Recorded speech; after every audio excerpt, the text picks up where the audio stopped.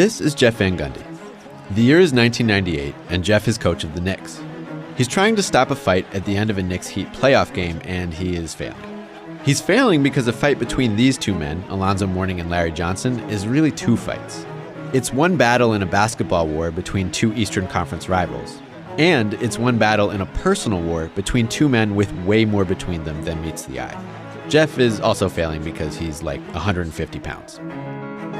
If you're a Knicks fan, like I am, that fight in 1998 made your heart sink into your stomach. If you're not a Knicks fan, first of all, congratulations, and second of all, I can explain. It starts with a breakup. In the early 90s, Pat Riley coached the Knicks. His teams were very tough and very good, but repeatedly fell short of a championship because of these guys.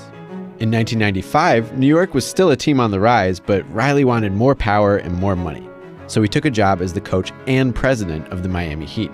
He notified the Knicks by sending them a fax. People are still very grumpy about this. Under Riley, the Heat got very good very fast, thanks in large part to the addition of Alonzo Mourning. And as luck would have it, Miami faced the Knicks in the playoffs 4 years in a row, starting in 1997. The basketball was vicious and low scoring, and it was full of clutch moments. Got it! With 8 tenths left! Anyway, this war really stood out for the stuff that wasn't basketball, and one moment near the beginning would color the rest of the rivalry. The Knicks had the upper hand in the 1997 Eastern Conference semifinals until garbage time of Game 5, when P.J. Brown flipped Charlie Ward over his head. All the Knicks' best players hopped off the bench to join the melee, and each of them got suspended for one of the remaining games, which the Heat won to steal the series. They have become the 6th team of the history of the NBA to come back from a 3-1 deficit. So when the Knicks and Heat met in the first round the very next season, and the Knicks had Game 4 in the bag to tie the series at 2-2, and all of a sudden some physical play between Johnson and Mourning devolved into a fistfight, everybody was like, oh no, not again. I don't know what Van Gundy thought would happen here, but all he wanted was to prevent more suspensions. But he didn't prevent anything.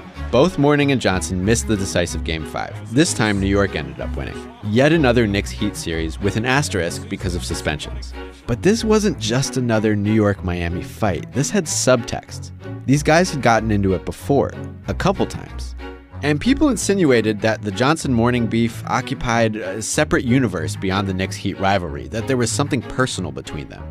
To understand this weird, intimate subplot within one of the NBA's best rivalries, this beef within a beef, you'd have to go back to another team at another time, another breakup.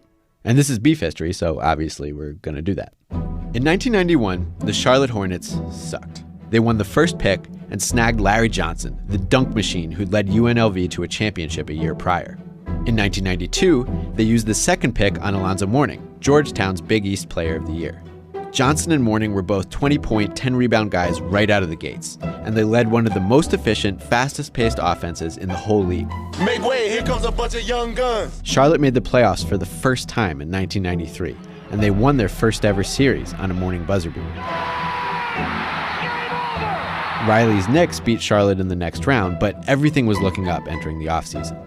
With two rising superstars, Charlotte looked on the verge of a super team. And the Eastern Conference suddenly became wide open when Chicago's Michael Jordan announced he was walking away from the game. It was time to secure the future, so the Hornets struck a deal with Johnson, $84 million for 12 years, the biggest contract in NBA history, signed the exact same day MJ retired. October 6, 1993 was a huge shock for the NBA. Hornets owner George Shinn called Johnson the leader of his team, said he'd always be the leader. He was worth it. Meanwhile, Hornets president Spencer Stolpen told people Johnson wasn't even Charlotte's best player. And yeah, about that.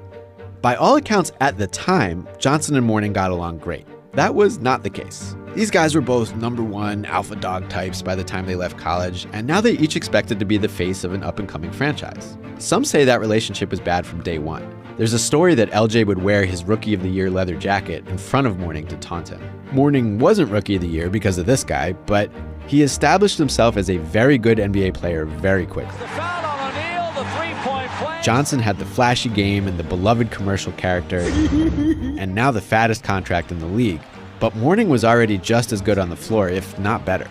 And so Zoe kind of panicked.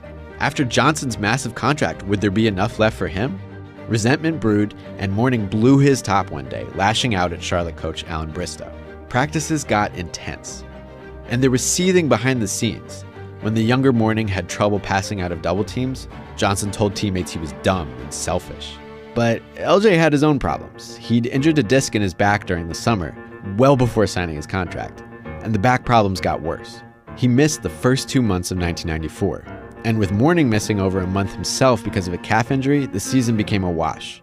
Charlotte won just 41 games and missed the playoffs. So 94-95 would be the season then, the one where Charlotte built on that historic first year with 2 stars. We know now that those 2 stars were beefing, but it didn't look that way. They came off like great pals as teammates on the 1994 Dream Team 2 in the FIBA World Championship. And anyway, Charlotte added 41-year-old Celtics legend Robert Parrish for a little veteran leadership. We know now that Johnson would never fully regain his high-flying form after the back injuries, but everyone was optimistic about his rehabilitation. The Hornets knew Mourning would want an even bigger contract extension than Johnson's, but there were still 2 years before he'd become a restricted free agent, with Charlotte able to match any offer. Things were looking up again. People felt good. Charlotte was so hyped up that First Union Bank, the Hornets sponsor, painted a massive mural of their stars on the side of the building. And the Hornets had a great year. LJ was healthy and playing like a star again, albeit a much less athletic one than before the injuries. Mourning still didn't get as many touches as his slightly older and much richer teammate, but he carried the team anyway, leading the Hornets in scoring and anchoring a much improved defense. For the first time, Mourning and Johnson played together in the All-Star game. Charlotte won 50 games, a franchise record, and entered the playoffs as the 4 seed with home court advantage against the Bulls. Just one problem. Chicago wasn't really a 5 seed. About a month before the playoffs began, MJ decided he was tired of baseball and abruptly rejoined the Bulls. And surprise, they got a lot better really fast. Welcome back, Michael Jordan. The Hornets had their chances in a 5-game first-round series, but blew them. Muggsy Bogues missed a shot to win Game 1, and the Bulls took the game in overtime. Charlotte won Game 2, but fell apart in Game 3, as the Bulls totally locked up Mourning. Mourning has it stripped by Pete Meyer. And in Game 4, Johnson airballed the shot that would have won the game and sent the series back to Charlotte. It's over! 95 was supposed to be the year the Hornets made a run, but nothing went their way. And around the same time Pat Riley was leaving the Knicks, this would be the end for Charlotte. A brief but ugly lockout in the summer of 95 spelled doom. And it was engineered by Mourning's agent, David Falk. Under the new CBA, Mourning was suddenly set to be an unrestricted free agent in 1996, which meant he had all the leverage, and he wanted an extension now for $13 million. So Hornets leadership freaked out in typical team executive fashion. Well, do you want us to charge more for tickets? Do you want us to go out of business? Charlotte was not going to pony up $13 million a year, but they didn't want to lose Mourning for nothing, so they started accepting trade offers for their best player. One noteworthy offer came from the Lakers, who put Serbian center Vlade Divac on the block. I'm only mentioning this because less than a year later, Divac would get traded to the Hornets for the draft rights to a different guy. But the Hornets settled on a return package from Miami, centered around rising star Glenn Rice. On November 4th, 1995, the deal was finalized. Mourning joined the Heat. It was Pat Riley's first huge splash as Miami president. And while LJ didn't miss Mourning's company, he wasn't too thrilled with the players Charlotte got for him. So the 95-96 season was a grumpy one for Charlotte. 20-0. For one, they had to figure out what to do with that huge likeness of Mourning on the side of a skyscraper. They decided to repaint it and held a fan vote for who the new subject should be. The winner? Hugo, the Hornets mascot, busting through the wall like the Kool-Aid Man. Alonso's gone to Miami. They've had to kind of go neutral and get Hugo the Hornet up. Yeah. Just a year after devoting the city's biggest canvas to their stars of the future, Charlotte repainted with the one guy guaranteed to never leave them, which, yeah, this is all very depressing. When Mourning returned to Charlotte in April of 1996, he got booed. And Johnson hit him with a flagrant foul, just for good measure. And the Hornets just missed the playoffs, falling one game in the standings behind Alonzo and the Heat. It was time for LJ to get out. And on July 13th, 1996, the Hornets dealt Johnson to the Knicks. Just a few days later, Mourning signed a massive extension with Miami. And the rest, well, you know.